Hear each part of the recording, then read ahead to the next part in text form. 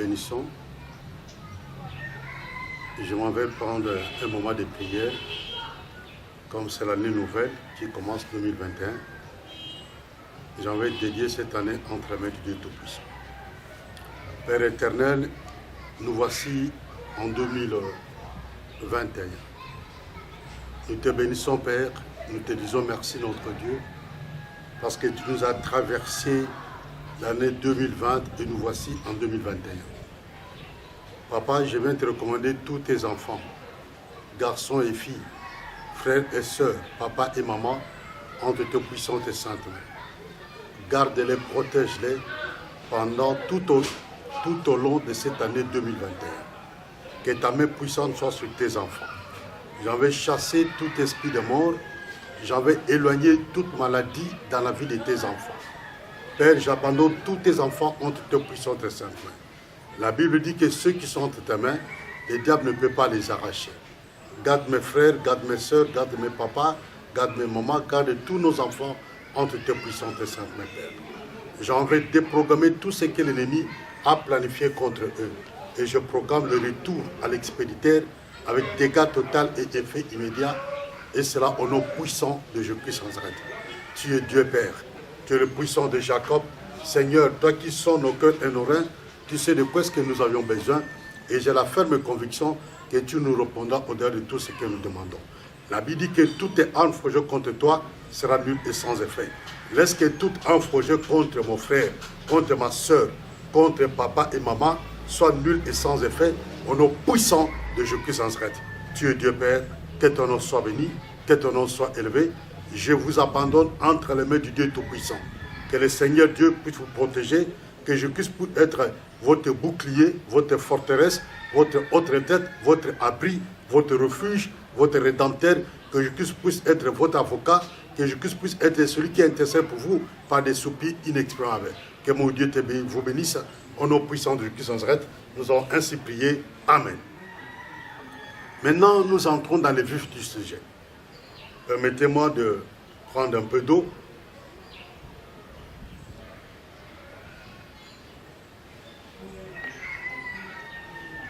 La Bible dit dans 1 Samuel chapitre 28. Nous allons lire 1 Samuel chapitre 28 à partir du verset 7. Et Saoul dit à ses serviteurs, « Cherchez-moi une femme qui évoque le mort, et j'irai le consulter. » J'irai plutôt la consulter. Ses serviteurs lui dirent, « Voici, à Endor, il y a une femme qui évoque le mort. » Alors Saoul se déguisa et prit d'autres vêtements, et il partit avec 2 hommes. Ils arrivèrent de nuit chez la femme. Saoul lui dit, « Prédis-moi l'avenir en évoquant un mort, et fais-moi monter celui que je te dirai. » Bien-aimé, tala makamboyo, et bandi le lote. Il y a qu'à consulter bateau bakufa. Il y a qu'à kena ba cimetière. On a qu'à évoquer ba mort. On a qu'à belle la bateau bakufa. On a qu'à tout na bateau bakufa. Et avenir na yo lobby et kozala ndenge nini. Ndenge Bible zotel sabisawa. Bible lobby que Saoul a lobby, cherchez-moi une femme. Abi bolu kelanga mwasi oyo qui évoque le mort. Oyo abele la kabawe. Eza eloko moko mabe. Et a procédure moko mabe. Ma famille est belée, baza kati na makamwana. Ma famille est belée, ba vandi kati na masolo wana. Ya ko évoquer le mort. Bible lobi que ce ne sont pas les morts qui louent l'Éternel. Ce ne sont pas ceux qui descendent dans le lieu de silence qui louent l'Éternel. Mais ce sont les vivants.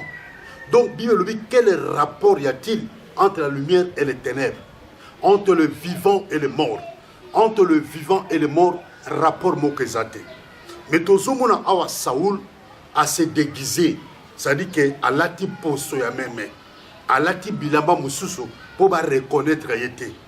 Et Bible dit, et Saoul dit à ses serviteurs, cherchez-moi une femme qui évoque le mort.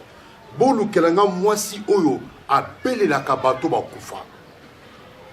bapratique oyo eza mabe bafamille ebele baza na kati ya bapratique oyo bafamille ebele bavandi kati na makambo oyo ya koconsulte les morts ena bato mosusu mpenza ya mpenza plaisir mpo na bango ya terrain ya prédilection oyo ya bango ya kobelela bato bakufa et bien aimé dans le Seigneur c'est une pratique que Dieu condamne nzambe asepelaka na likambo te mais bafamille ebele ozomona tovai na bango balabala moko lopango moko quartier moko baza na kati ya makambo oyo bana na yo babetaka bana na bana bango bana yo basakana na bana bango bana yo bakina mpe kolia kuna mpe epai na bango mais baza na kati ya makambo oyo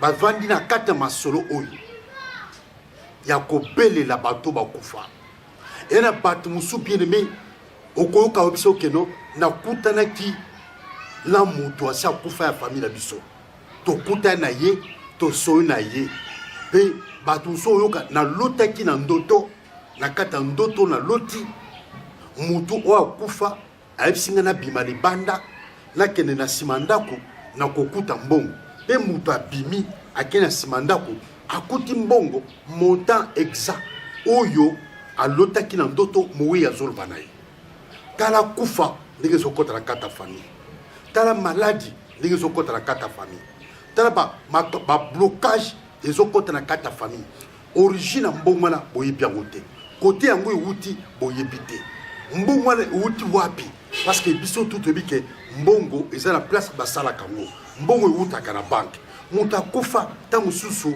na bomoi mpe azalaka pauvre malole mais comment moto azalaka pauvre malole parce que tout simplement akufi nde sikoyo akomi na mbongo nde oloti na ndoto nde sikoyo alobi na yo bima libanda na katikati ya butu 3h du matin okutani na ye mpe bosololi mpe na ye bien aimé yokasi ntango yo osoli na moto asi akufa obimi mpenza physiquement ofungoli porte bosoli na ye tu penses que tu es resté le même tu n'es plus resté le même eza na eloko moko ya yo ye azwi ta mosusu étoile na yo ye azwi yango azwi eloko moko ya mabe akoti kati na yo et Saoul roi ntango moto akotaka na déséquilibre moto akomaka koluka basolution ebele obiso moto abeli ya oyoka soki ozwi okoyi epai ya mama tel boye okoyi epai ya mama tel boye mama songolo pakala tala so ozwi matiti oyo so ozwi oyo opakoli oseli boye omeli okobika ntango moto abelaka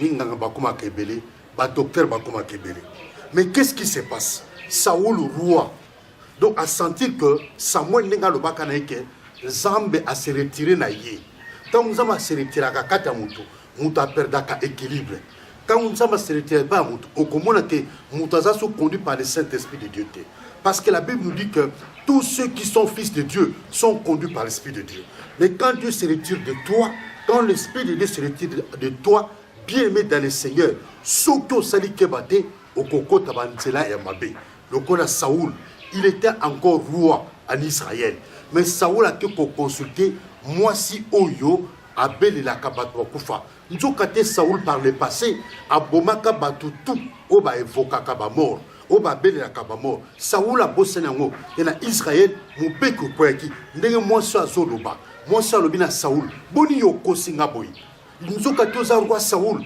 ntango aye kobelela Samuel aye kobima prophète Samuel aye kobima donc makambo ya koevoke bato ya makambo eza makambo ya eza vrai tala automoni prophète Samuel oyo akufa oyo apakolaka David po akoma roi le prophète Samuel bien aimé le prophète Samuel oyo mama na ye alukaka na nzela mabondeli na nzela ba prière ye yonde Samuel alobaki na Saoul abi voilà nzamba aza sous na yo te nzamba se retire na yo tant nzamba se retire na Saoul fallait kaka kama na nzambe obiso atako nzamba se retire na yo mais surtout boki mabolongo osengi pardon epai na nkolo Bible le dit que si tu m'abandonnes je t'abandonnerai. Saoul avait abandonné Dieu, c'est pourquoi Dieu aussi l'avait abandonné. Mais la Bible dit si tu m'abandonnes je t'abandonnerai, mais si tu reviens à moi je reviendrai à toi. Si tu reviens à Dieu, Dieu reviendra à toi. Saoul n'avait qu'à revenir auprès de Dieu. Notre Dieu est un Dieu miséricordieux. Il est amour. Il est celui qui pardonne, qui oublie et qui ne se souvient même plus de nos péchés. Ça, c'est notre Dieu. Moutamou qui l'a pardonné, mais à Kobo Sanate. Bayemba Koutran Nzembo, pour Limbisa Moto, et Zali Kobo Sanate. Mais Bina ba danse pour Nango. Pour les Lokwana, Bat Sepela Penango. Mais Moutazo Bunda Bitomabi, attaque qu'on a Limbisao, mais na Bosanate. Mais nous avons un Dieu. Nous avons un Dieu divin. Bien aimé, un Dieu très haut, quand il dit Dieu est celui qui pardonne, qui oublie et qui ne se souvient plus. Biloko kata mutezate, mutabos, mutalimbisaka, mais mutabos anakate. Et muta se souvenaka toujours, muta ko rappele yo. Alors, Saoul a consulté Bato Bakoufa. Est-ce qu'il y a quatre familles na bino? Bozana ba pratique wana te. Bato ebele bazana kata ba pratique wana. Et les autres zomona ba vina bango za ko beba. Yaobi lobi, les pères ont mangé des raisins et les dents des enfants sont agacées. Ba botinde ba lia ki raisin. Ba botinde ba kena ki nzela wana. Ba botinde ba kena ki nzela banganga. Ba botinde ba kena nzela ba soloka. Ba boti ba kota ki banda komoko ya malamu te.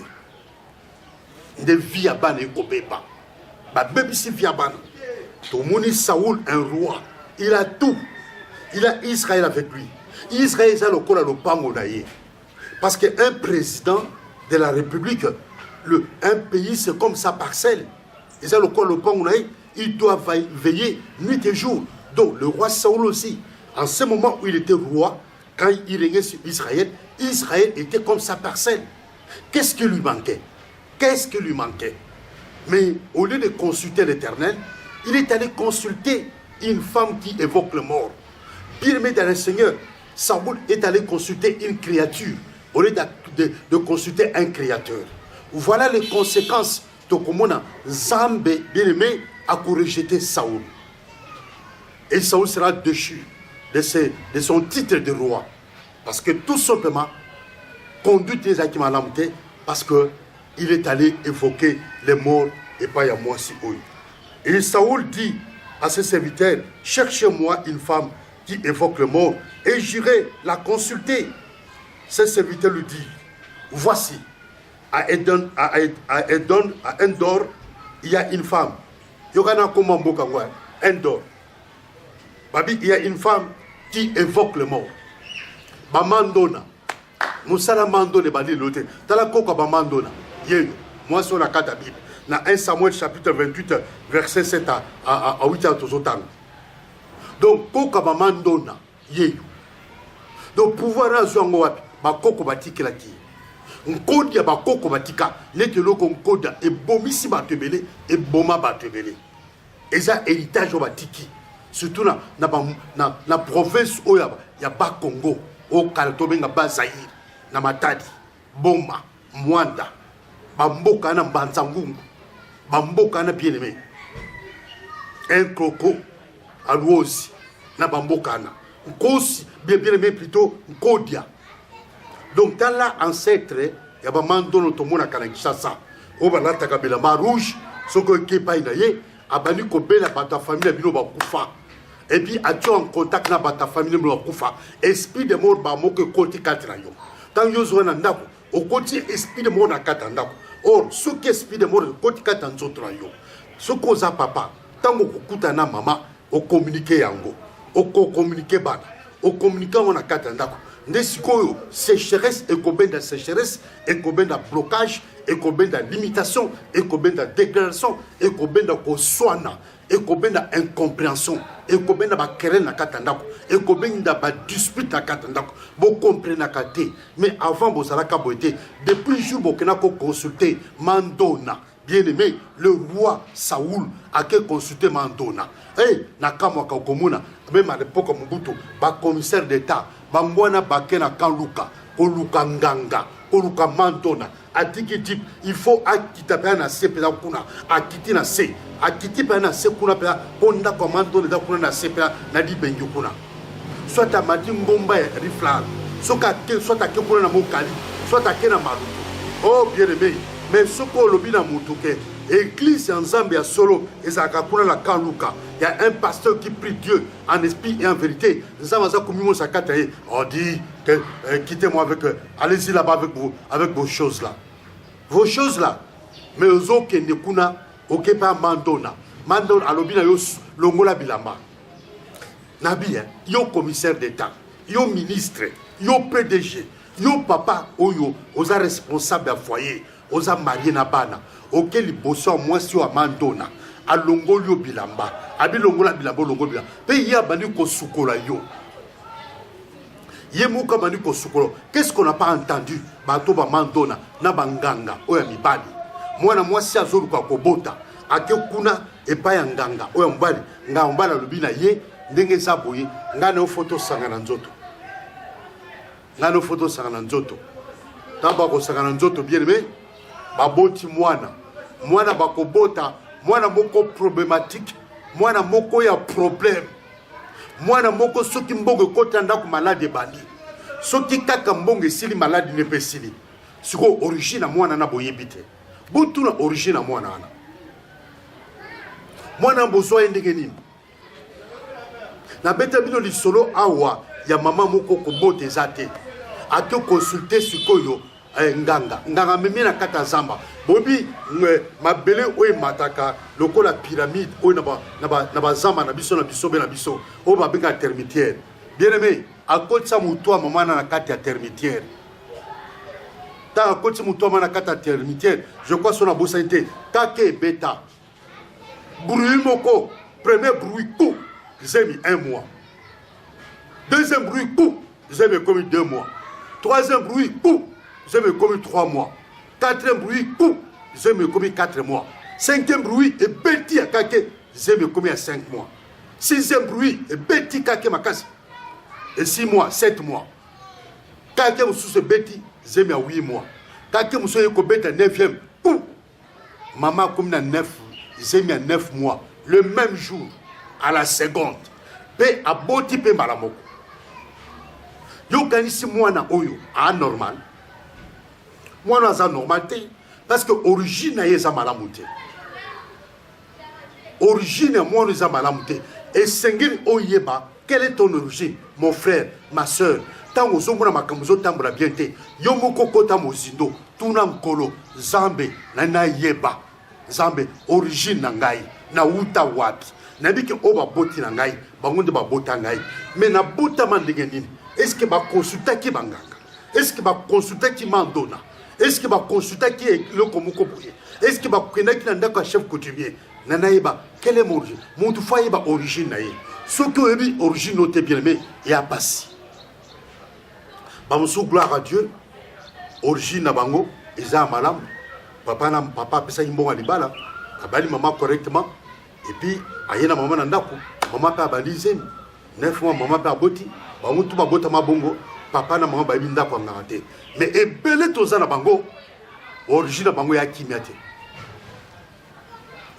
pe okoyeba bango bien aimé na ba comportement na bango oyoba bango na comportement na bango mwana oyo abotama na kata termitière o kaka ezo beta bien aimé ta mwana yeko bota mwana mwasi oh na Yolanda témoin Joana et pas apôtre Paul Mutomokalo que Dieu bénisse cet homme de Dieu bien aimé mwana wana sombula ezo beta abima kalibanda abima akoza na sambula te akota mona sambula te siko mbule yeko beta yaza na école na kata classe na école babisi bana tout ba mbule bali yesu ko yazo kedete maître bezo kete pabité na okete obiki acha loboko boyi na mbula bamatanga mbula ezwaye etombola loboko ti koto na se losote na se boyi ozomona kuna vide awa na paume de main etoboka na loboko tout place ba ezwaki toboki tanga retirer loboko na sa mbula na maya mbula bien aimé place wana ekangami mwana wana na vie na ye rien ne marche tanga yeko tuna nkolo ayeko pesa ye nzamba ayeko loba na ye tuna mama na yo ayeko tuna mama ayeko beteli sola solo donc bato ebeli toza na bango baya bato te baba être humain comme yo nanga te baza baesprit tam soupe so sali ke bato tuni nkolo te okobala pe esprit ngai na mona garçon moko awa na Kinshasa na Mikondo Kingasani Mikondo un garçon un beau garçon. Mais ma baby saï. Aza, tala li boumouneni, okuse. Soko simi na nzoto ne boy. Elle est le quoi la sonnerie. Le quoi elle est là. Nzoto ne partout au Kosimba. Ato simi suka pa ma fouelle là. Partout au Kosimba, ato simi l'insaka fouelle là. Ato simi la maya la ti fouelle là. Neti elle est là. Neti sonnerie. Ezo est là. Neti gyrophare. Y'a policier ambulance. Ezo est là. T'as la bien-aimé. Est-ce que mon toile est un normal? Aussi, aussi, nous autres, les lacs. Garçon à boyer, moi, dans la classe, c'est athée. Parce que, on sera toujours dérangé par ma collègue, par ma condisciple. À cause de la, ce qu'on appelle la risée de tout le monde. C'est-à-dire, à commission de moutonnion. Moi, dans la classe, cursus est anormalité. Parcours scolaire est athée. Attendez. Pourquoi? Parce que il ne peut pas aller à l'école dans cet état-là. Et quand il ne pourrait pas accepter. Et tu sais comment il est mort? Il est mort quand l'Afdel est entré ici à Kinshasa, en 1996. Quand l'Afdel va côté, le soldat va Kadogo, va mouni moutou à Bongo, Koka moi, va si ma boye, nous autres zones là partout, va bêter ma sassa koufa. Tu vois? Ces choses, finalité, dans les alliés. Babylon, quoi, a finalité dans les alliés. Oh, on priait ici, et il y a une femme qui est arrivée avec son fils. Et cette femme, c'est la fille d'une grande autorité sous Mobutu, sous la Deuxième République. Je ne dirai pas le nom de son père, parce qu'il est connu de tout le monde. Alors cette femme est venue avec son fils. Son fils là, bien aimé dans le Seigneur, un beau garçon, un gentleman, propre, bien habillé, parlant correctement français, mais il ne parle pas. Il parle à l'Obakanaï, mais il est taciturne, il est timide, il ne parle pas. Il peut faire des mois et des mois, il ne parle pas. Un très beau garçon. Si bien que s'il fait la cour à une fille moi, parce qu'il est beau, il est présentable, il est propre, il dégage une odeur, une très bonne odeur. Mais qu'est-ce qui s'est passé? Sa mère dira, quand l'Afdel est entré, regardez le rang de sa mère, fille d'une grande autorité sous Mobutu. Mais sa mère a cohabité avec un Kadogo. Pe alobi pasteur, totikala ko sangana nzoto te. Totikala ko sangana nzoto te. Kaka, comment tu appelles ça comment? Oh, le mot m'échappe. Ko s'embrasser, bah s'embrasser la bango. Mais, ko sala boli misanga rapport sexuel, bah tikala ko sala te. Jamais. Et de cette union est né ce garçon. La fille reconnaît que pendant tout ce temps, elle n'a pas connu d'homme. Le seul homme, Oyo, Bazalaki, c'est Kadogo. Ils n'ont jamais eu de rapport sexuel. Est-ce que Azalaki inoptisé, là, il sait qu'il est par Kadogo, peut-être en ce moment-là, elle était inconstante, là, il sait que ce Kadogo a abusé d'elle. Et elle est tombée enceinte. Et 9 mois après, l'enfant naîtra. Mais un enfant qui ne parle pas, un enfant qui peut disparaître, il disparaît. Il disparaît. Et au lieu de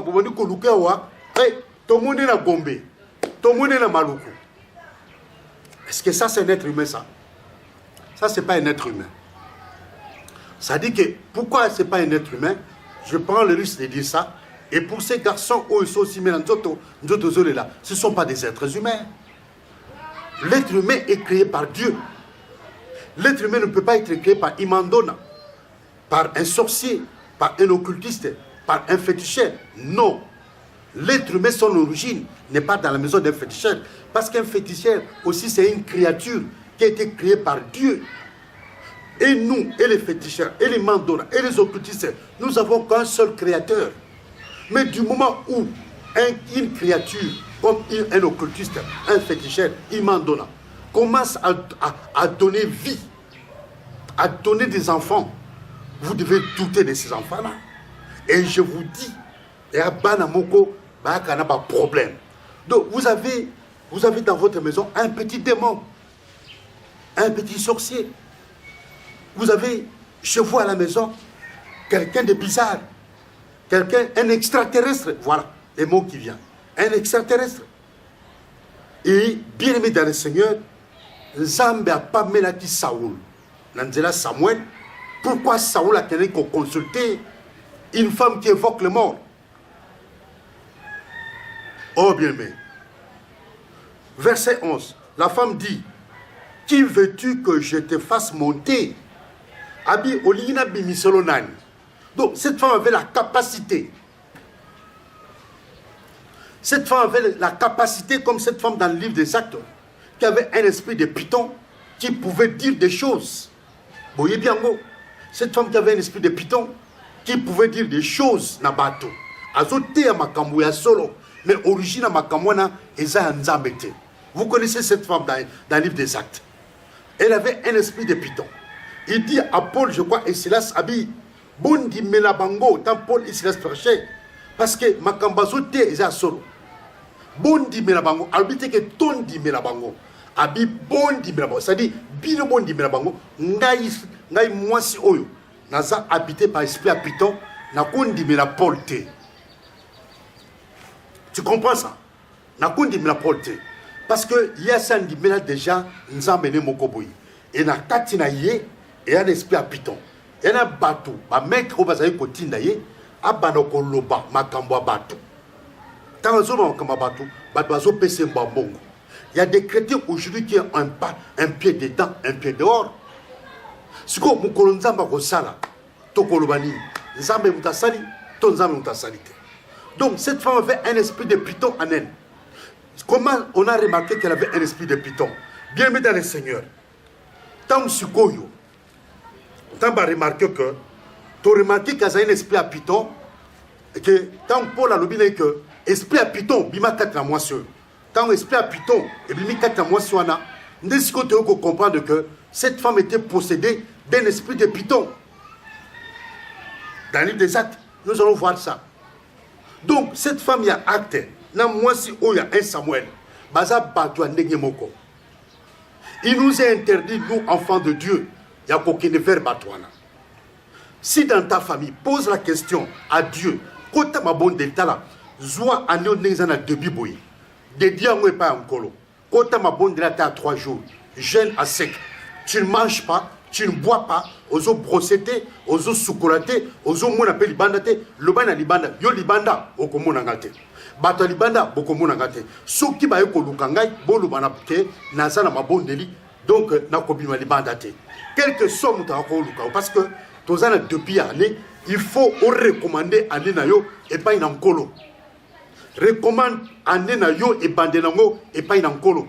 Ce qu'on recommandait à Nena et pas en colo bien, mais au dédié à Nena et pas en colo. Obi era bateau sous balinganzambe tellement makasi, balukanzambe, bana souci à vina bango, makam échanger 4 ans vina bango, au commun 1 mois à 30 jours, il y a kabelanzambe 3 jours à dim, dimani, il y a ma prière. Dim kakambo on abi, dim ma prière. 3 jours, comme 1 mois à 30 jours, dans 3 jours, il y a ma bonne délit, jeûne à sec. Na koliate, na komelate, na kobimate, na kosukolate, na ngai na nzambe, na kola na mbetute, na kola na se na mabele, na lukelu na nzambe. Nzambe a répondre ngai na ba problème on a sanango. Et chaque mois il fait ça. Quand tu fais ça chaque mois, bien aimé, au bout d'une année, aux 36 jours, 36 jours où il y a jeûne et prière, il y a Nemobimba. Parce que chaque mois on peut s'attendre, 3 jours, il y a ma bonne délit. Parce que ça ne va pas. Originaux, ça ne va pas. Luka Nzambe, Kota Mosindo, tout Nzambe. Mais qu'est-ce qui ne va pas dans ma vie? Bandinga to botama na bango, bandinga to tanga na bango, bandinga to kola bango, makam na bango ils ont marché, bazo ke liboso, mais anga ils ont marché Seigneur, ils ont marché te pour l'année. Yoka. Verset 11, la femme dit, que veux-tu que je te fasse monter? A Tunis Saoul. olingina bimiselo nani bakebe na famille bakena bongo ba parents na yo ba grand parents na yo bakena bongo epai na nkolo siko nganga pe atuna bango bino nde boyo koluka nga boye bozolinga nga na bimisela bino nani oya bino akufa na bimisela ye. Que veux-tu que je te fasse monter? Et il répondit, fais-moi monter Samuel. Avec bimisela nga Samuel. Samuel, un homme de Dieu puissant. Saoul a kepoba Samuel. Pour que Samuel a le belé à venir. Yoka verset 12. Lorsque la femme vit Samuel, elle poussa un grand cri. Et elle dit à Saoul, pourquoi m'as-tu trompé? Tu es Saoul. Abipoli no kosingai. Yosa Saoul. Donc Saoul, au fait, a kenaki pote atuna à venir. Parce que dans le verset 8 à Zoloba, alors Saoul se déguisa et prit d'autres vêtements. Et il partit avec 2 hommes. Ils arrivèrent de nuit chez la femme. Saoul lui dit, prédis-moi l'avenir en évoquant un mort et fais-moi monter celui que je te dirai. Fais-moi monter celui que je te dirai. Bimiselangai o ngana kolubana yo. On a coupé ça dans autant comme la femme lui répondit, voici, tu sais que Saoul a fait, tu sais ce que Saoul a fait. Comment il a retranché du pays ceux qui évoquent le mort et ceux qui prédisent l'avenir. Donc cette femme prédisait l'avenir. Mais moi, ça, c'est Saoul. À l'éviter que wana Saoul. Saoul a se déguisé à l'anti bilamba pour na baïba. Moi, ça n'a pas été que ça roi Saoul. À l'anti bilamba moko pour baïba. Il y a un battu beleba qui paye na yo. Il se déguise. Il se déguise. Mais na kati za mutumabe. Na kati za lion, na kati za ours. Mais à se déguiser. À quoi na langage ya même. Mais objectif na yezali abomayo. Regarde ce que Saoul a fait. Saoul s'est déguisé, bien aimé. Quand Saoul s'est déguisé, moi, ça reconnaissait qui était, que ça Saoul. Pour la nini, ake va prédire l'avenir naïe. Il y a un batebele, bazo qui n'est pas banganga. Ponganga lobele lobine ekozanengeni. Ponganga loba naïe lobine naïe ekozanengeni. Yoka sikoyo. Pourquoi donc tends-tu un piège à ma vie pour me faire mourir? Moi, ça dit, aux autres temps, il y a un piège. Papa, il y a un piège. Qu'on ne pas banganga. C'est un grand piège. Qu'on ne pas banganga. Il y a un piège m'a cassé. Il y a un piège mounene. Qu'on ne pas banganga. C'est le diable qui t'étend un piège. Souka souka po abomayo. Je parlais avec une sœur. Cette sœur a un problème à Kobota. La problème à Kobota, mon colombo boy a zuzem. T'as un zuzem. À mon akaka, nous autres y a sous malamote. Matine bani kobimaï. Ma kamatiye, na mbala kamatiye, bakene l'hôpital. T'as bakene l'hôpital, babi, nde balobaka na l'hôpital na bisawa. Il y a Afrique mawaming. Boye les biso déjà ebembe. Mais la poto, il y a des gens qui meurent en Afrique, cliniquement ils ne sont pas morts. Mais on les déclare morts. Parce que cliniquement il n'est pas encore mort. Alors, Babi, Asa Koufaki. Bien mes dans le Seigneur. Bazu Serwana. Bâtir la mort de l'hôpital. Dans l'hôpital, il y a un quartier. Bâtir la mort, comme il fait tard. Donc, il y a un lobby qui est mort. Ce que le docteur va dire soigner Moko Yoki. Mon colongo va tout ça donc faire l'hôpital. Moko Yoki, que la salle où Bibembeba Ezali, et elle a moutou Moko Kosoli. Bako Talaboué, Bako écoute ta soeur assise. Dans le bon sens. Ayant le bon sens, avant. Oh, yo la mouki, azolo bate, va récupérer. sera ye koloba tango azo bela amemi l'hôpital amona noko na ye ndeko ya mama na ye na bokilo ne ya mwasi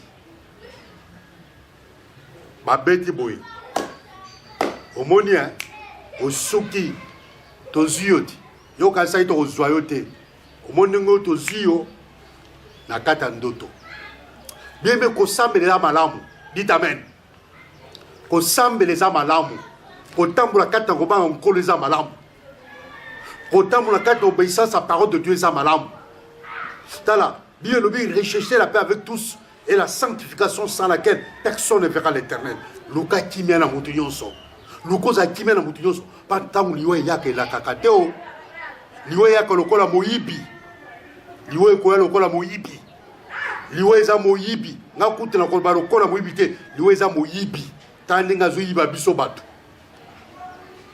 lukoza kimia na mutu nyonso tambola kati na kobanga nkolo bien aimé conduite à ser wana na se na moyo ya mutu ebikisaki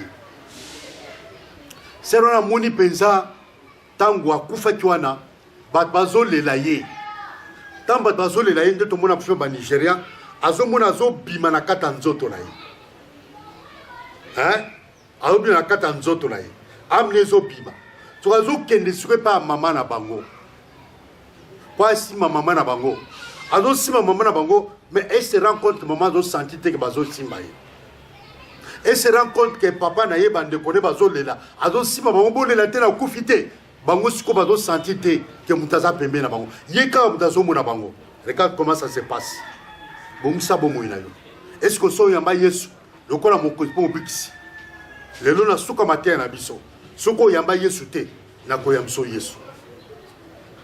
Bien aimé dans le Seigneur, ser wana aye kozonga na bomoi ta aye kozonga na bomoi nde aye kobeta lisolo oyo azongi mpe dans le bon sens azongi na ndako na ye oyebi ntango akweyaki wana bamemi na hôpital avant kufa aza bakati ye trompe moko mwana azalaki na kati mais trompe mosusu etikalaki et qu'est-ce qui se passe aye ko se rendre compte que ntango azongi normal azongi na bomoi mbala moko zemi ebandi kokola oh mais zemi ebandi kokola par rapport à ntango na zongi na bomoi nde tokutani na mobali na ngai zemi okozala monene boye te baye kokalkule eza zemi o période oyo akoyaki wana donc serelaki na bamapasa na kati ya libumu na ye sikoyo noko na ye ndeko ya mama na ye ntango ayoki alamuki azongi bien normal quelques mois après non quelques semaines après noko sikoyo aye abi nakilo tala mwana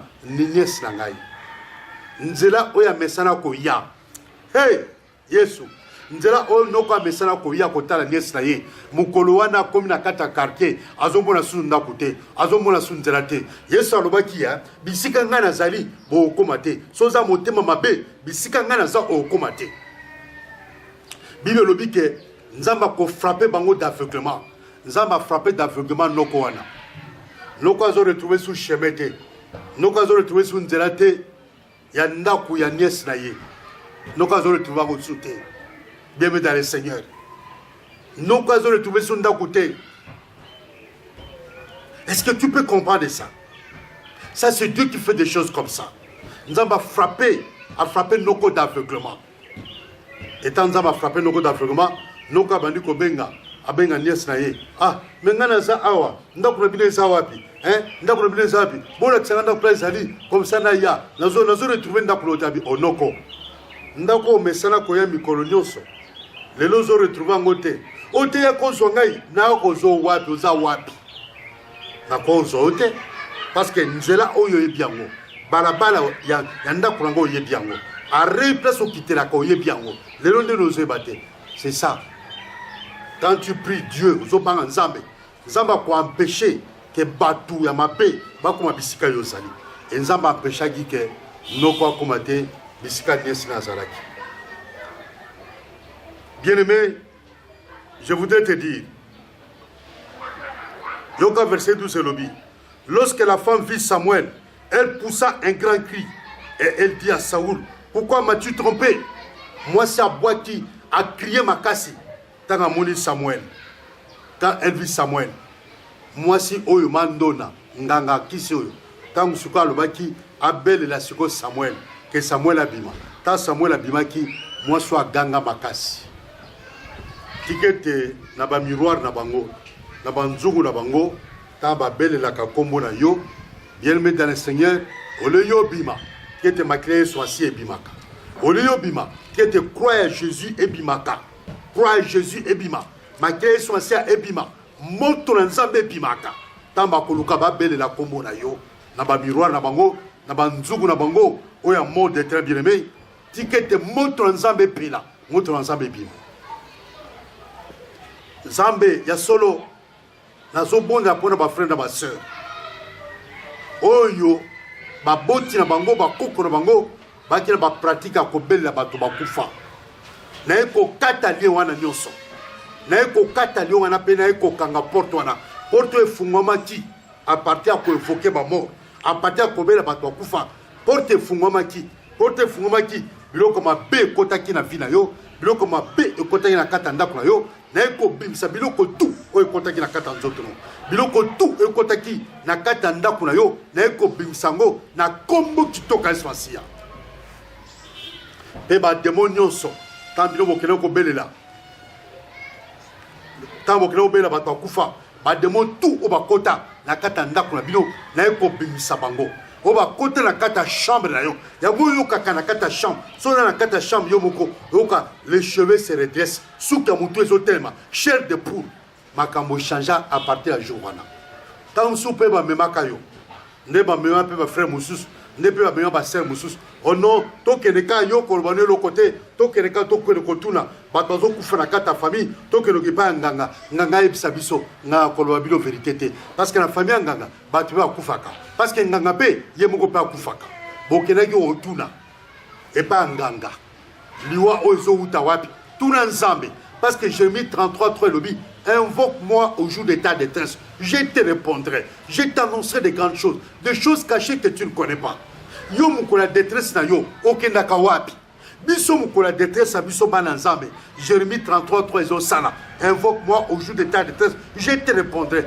je t'annoncerai de grandes choses des choses cachées que tu ne connais point il y a des grandes choses o esalama na kata famille na bino ba grande chose esalama ba evoka ba mort o yiki ne bio soba invoque-moi au jour d'état de détresse mukola pasi na yo mukola kufa na kata famille bato azokufa bato akufa pa pamba mukola détresse na yo invoque-moi au jour d'état de détresse je te répondrai et je t'annoncerai de grandes choses dans ma vie mukola pasi no na koyanolo na yo pe na ko répondre yo je t'annoncerai de grandes choses na ko annoncer ba grandes choses oui ça ma kata famille bobela ka bato akufa famille na bino eza l'habitude na kobela bato akufa ba famille bele baza bongo ba famille bele baza na rifla na mokali o na kaluka na ba quartier reculé wana na kata ba quartier wana ba famille mingi babela ka bato bakufa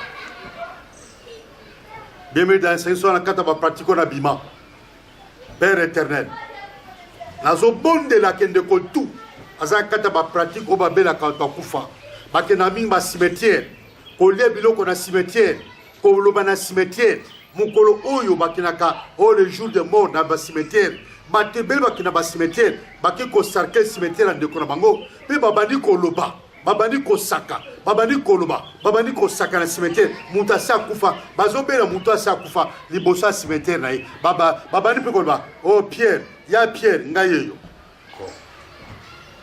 Marie Jeanne ngayeyo ngai papa na yo ngayeyo ngai cousin na ye liboso na yo na ekoloba na yo yaka ko battre la famille yaka ko bomba biso tala muta ko bomba mutote muta ko battre la mutote yo loba ngo na famille na bino yo loba ngo na cimetière obela muta akufa na kata famille depuis kala ke yenda ya ko battre la bino yango tango yo loba ya ko battre la bino ndo yo kana kata ndako netu mutazo tambola ndo kana kata ndako netu mutazo sukula basali ndo kana kata ndako netu mutazo sukula ndo kana kata ndako lokola mutazo ronfler mais ce côté la chambre mutazate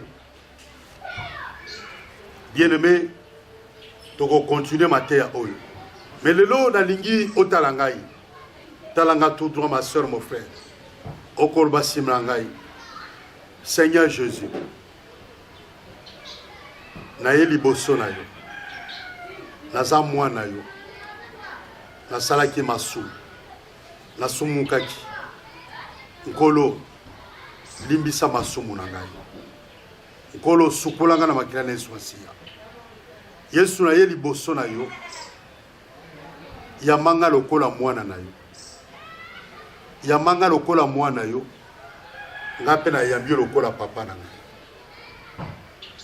lelo masumu nyonso nasalaki nkolo limbisa ngai naye liboso no papa limbisa masumu na ngai nayambi yo lokola mokonzi mpo mobikisi na bomoi na ngai bomba ngai Yesu Masiya nayambi yo lokola mokonzi mpo mobikisi ndenge oyambi Yesu boye lokola Seigneur et Sauveur na kati ya vi na yo luka église moko bazosambela Yesu Masiya lokola Seigneur et Sauveur mpe ozwa baptême loba Seigneur Jésus efface masumu na ngai masumu nyonso nasala limbisa ngai zwa nga lokola mwana yo koma kombo na ngai na buku na bomoi lobango nsima na ngai koma kombo na ngai na buku na bomoi na kombo na Yesu Masiya. Merci Seigneur Jésus parce que na date ya lelo na komi mwana yo date ya lelo le 4 janvier 2021 na komi mwana plutôt date ya lelo le 5 janvier 2021 lelo mabi 5 janvier 2021 na komi mwana na yo. Merci Seigneur ningo komi kombo na ngai na buku na bomoi. Que mon Dieu vous bénisse. C'était votre frère, le pasteur Innocent, depuis la ville capitale, la ville-province de Kinshasa, la capitale de la République démocratique du Congo. Que mon Dieu vous bénisse. Vous avez un agenda. Chaque jour qui passe, comment chaque jour qui passe, comment Nini Sali. Lobby au Kosani, comment on agenda. Tant que vous avez un kosa lobby, après na pourquoi, tala, est-ce que ça la kiango, tout me kana kotam pour la bongo, peut-être mona résultat malam. Merci beaucoup, que mon Dieu vous bénisse. Au revoir, à la prochaine.